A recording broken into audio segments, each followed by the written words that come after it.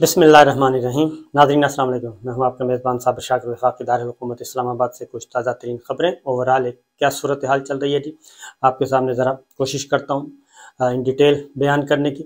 इस वक्त आपको पता है कि सैलाब जो है वो 1/3 पाकिस्तान 110 अज़ला पाकिस्तान के जो हैं वो सैलाब से शदीद तरीन तौर पर मुतासर हुए हैं और सैलाब ने तबाही मचाई है और हमारे करोड़ों पाकिस्तानी अवाम जो हैं वो बेघर हो गए हैं और उनके घर, हर किस्म की जायदाद, प्रॉपर्टी, जान माल बहुत ज़्यादा नुकसान हुआ है। उनके घर बह गए, माल मवेशी, फसलें, सब कुछ, दुकानें, होटल, सब कुछ बर्बाद हो गया है। तो इस वक्त एक सिचुएशन ये है और होना तो ये चाहिए था कि इस सारी सूरत हाल में बहुत ज़्यादा रिलीफ दिया जाता पाकिस्तान के अवाम को, क्योंकि गवर्नमेंट बहुत कुछ कर सकती है। लेकिन हो क्या रहा है, अभी भी IMF की जो शराइत हैं वो पूरी करने में इस वक्त हमारी हुकूमत लगी हुई है और पाकिस्तान के अवाम जो हैं वो रुस्वा हो रहे हैं। मैं आपको ताज़ा तरीन सूरत हाल बताता हूँ कि इसमें पूरी दुनिया से इमदाद आ रही है।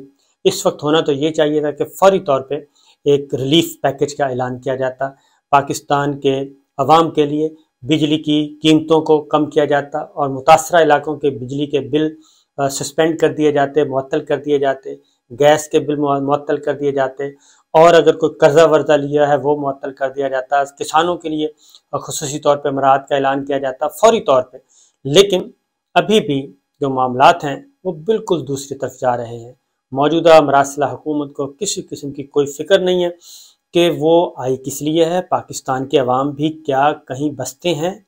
मैं ये ज़रा थोड़ी सी डिटेल आपको बताता हूँ, फिर आपको अंदाज़ा हो जाएगा कि क्या सूरत हाल है प्रैक्टिकली।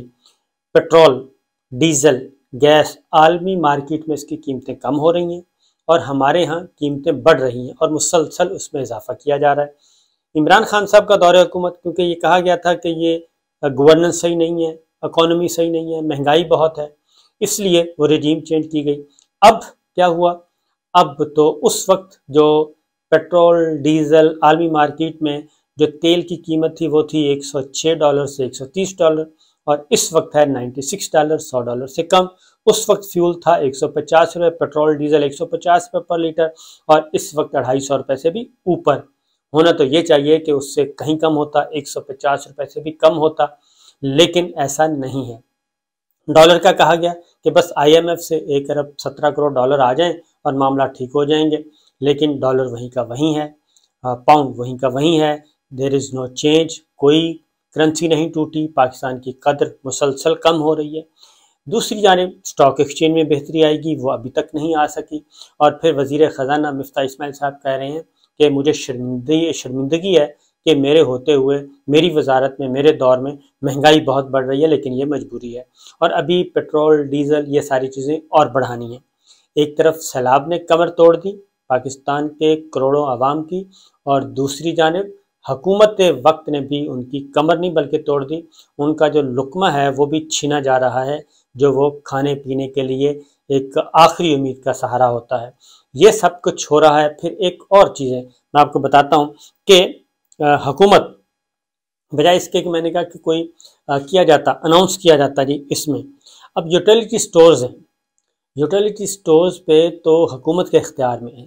अगर 1 अरब 2 अरब रुपए की सब्सिडी दे दी जाए, जो 1 अरब 17 करोड़ डॉलर आया है दूसरे IMF से, और उसमें से अगर गरीबों के लिए, जैसे कि इमरान खान साहब ने एहसास प्रोग्राम और कोविड के दौरान बेपनाह सैकड़ों अरब जो हैं, सैकड़ों अरब रुपया तकसीम किया था गरीब लोगों में, मुस्तहिक लोगों में एहसास प्रोग्राम के तहत, तो होना तो ये चाहिए कि ये गवर्नमेंट भी करती, लेकिन ऐसा नहीं किया गया। बल्कि ये यूटिलिटी स्टोर्स में जो गवर्नमेंट की, खालिसतन गवर्नमेंट के कंट्रोल में है, अब उसमें भी कीमतों में इजाफा कर दिया है इन हालात में। और कहा यह जा रहा था कि जैसे ही IMF का पैकेज आएगा हम रिलीफ देने की पोजीशन में होंगे, लेकिन ऐसा है नहीं। ना ही कोई कमरे से निकला और ना ही किसी ने बाइकआउट किया। वो तमाम के तमाम इत्तेहादी भी वहीं पे हैं और गरीब का, आम आदमी का, मिडिल क्लास का बिल्कुल कत्ल हो रहा है, मुआशी कत्ल हो रहा है। अब ये मुख्तलिफ ब्रांड की यूटिलिटी स्टोर की कीमतें मैं आपको बता दूं कि मुख्तलिफ ब्रांड की 900 ग्राम की जो एक चाय का पैकेट है वो 400 रुपये महंगा कर दिया गया है, यानी 900 रुपये वाला पैकेट 1300 रुपये का कर दिया गया है। इससे आप अंदाज़ा कर लें कि कितनी महंगाई है। 900 और इसका 905 रुपये था, उसको 1305 रुपये कर दिया गया है। इसी तरीके से टी वाइटनर 100 रुपये का इजाफा कर दिया गया उसमें, और झाड़ू उसमें 9 रुपये का इजाफा कर दिया गया। पता नहीं कहाँ फेरना है झाड़ू, इससे ज़्यादा क्या फिर सकता है, पूरे मुल्क में तो झाड़ू फिर गया है। और मज़ीद अभी झाड़ू की कीमत महंगी हो गई है। 200 ग्राम छुहारा, ये आम इस्तेमाल का होता है जी, ये 40 रुपये 200 ग्राम पीछे, यानी अगर आप उसको किलो के जाएं, 1 किलो के रेट पे जाएं, तो अगर वो 100 रुपये था तो वो 180 40 रुपये फ़ी 200 ग्राम पीछे किया गया है, यानी 200 रुपये फ़ी किलो का इजाफा कर दिया गया, 200 रुपये फ़ी किलो का इजाफा कर दिया गया है। इसी तरीके से दलिया है, सीरियल है, और नूडल्स हैं, सवैयाँ हैं, निम्को है, इसमें भी इजाफा कर दिया गया है। और बच्चों का जो 800 ग्राम का दूध है, जो बच्चों का पैकेट, दूध का पैकेट, 260 रुपये फ़ी पैकेट इजाफा कर दिया गया है, 260 रुपये फ़ी पैकेट।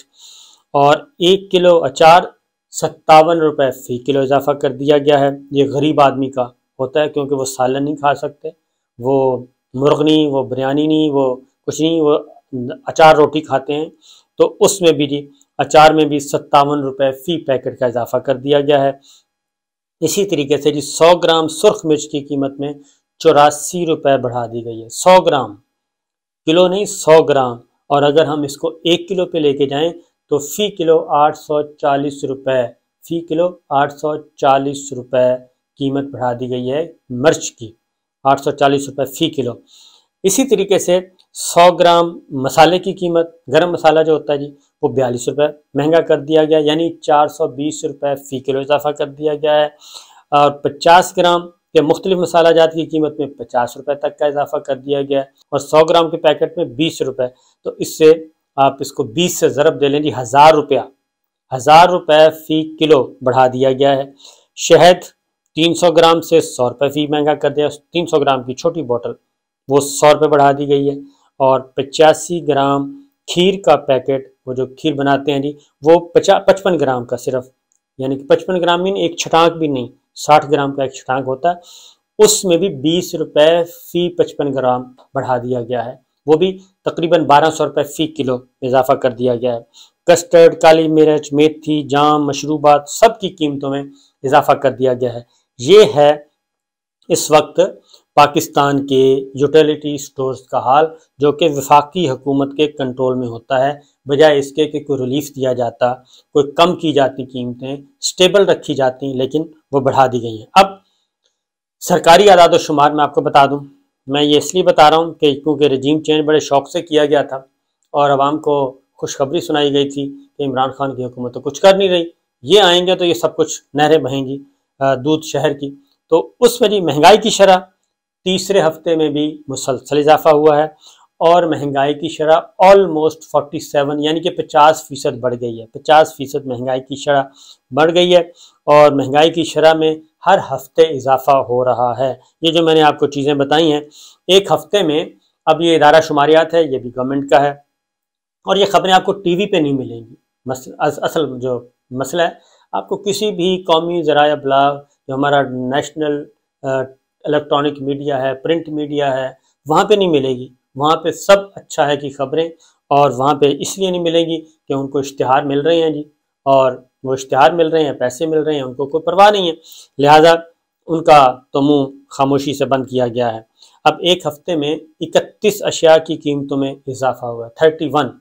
और इस हफ्ते में जी प्याज 51-52 रुपये फ़ी किलो महंगा, और टमाटर 20 रुपये 87 पैसे फ़ी किलो महंगा हुआ है। दाल मूंग में इजाफा हो गया 17 रुपये से ज़्यादा, दाल चना 7 रुपये फ़ी किलो, आलू की कीमत बढ़ गई है, अंडे की कीमत बढ़ गई है, मुर्गी के गोश्त की कीमत बढ़ गई है।